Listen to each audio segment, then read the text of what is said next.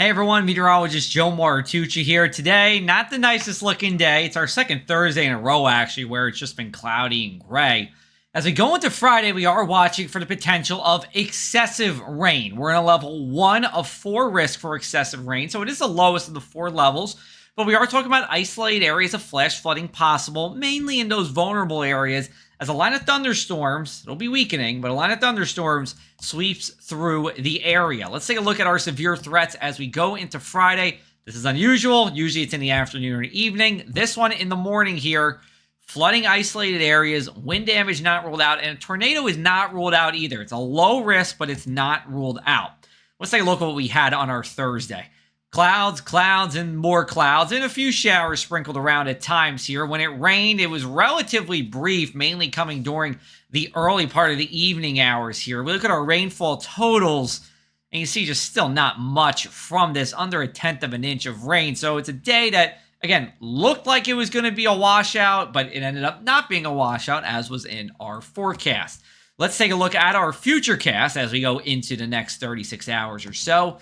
Spotty showers and storms around overnight, and then watch what happens from the north and west. This line comes through, and this is where we could be talking about excessive rain and that low risk for severe weather. It will rain for up to 90 minutes between 6 a.m. and noon. And then on the backside of this, after that's gone, we break for sunshine, still could see a returning shower or storm during the evening. That would be brief. And then by about midnight, we are dry and we're clearing out as we go into our Saturday morning. We'll take a look at our temps and our winds. Winds continue to come out of the southeast. No coastal flooding, thankfully, from this, but winds continue to come out of the south and east. As we go into the afternoon hours on Friday, you'll see a spike into the upper 80s, even 90 degrees on this southerly wind that will blow. When you have the southerly winds and the summer sunshine, that can get us up pretty high in a quick area of time here, and that's what we'll see. And then at the shore, will be around 80 degrees. We go into the evening, falling only through the 70s on that southerly wind as it continues. And with the south wind, you're really only talking about lows in the low to mid 70s this time of the year, and that's what we'll have. Going into the weekend itself, we are going to watch for an afternoon shower or storm. You see a couple of greens there around Tom's River. It's not going to be everywhere. Most of us will be dry. Then we go overnight. We should be dry across our area. A couple of rain showers possible to our east. And then as we go into Sunday here, if we see rain, it would be brief. But I'm going with a dry forecast for our Sunday. Temperatures are going to be plenty seasonable for this time of the year. Take a look at our muggy meter.